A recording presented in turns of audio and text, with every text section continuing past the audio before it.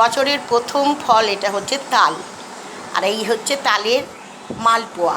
আর তালের মালপোয়াটা কিভাবে করেছি সেটা তোমাদের কাছে শেয়ার করছি।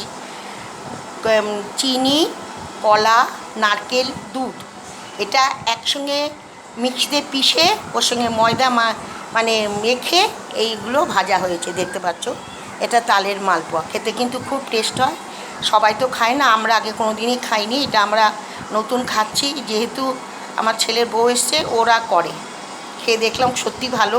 আর এই তালের বড়া, নিশ্চয়ই তালের বড়া সবাই জানো কে কীরকম করে করতে হয়।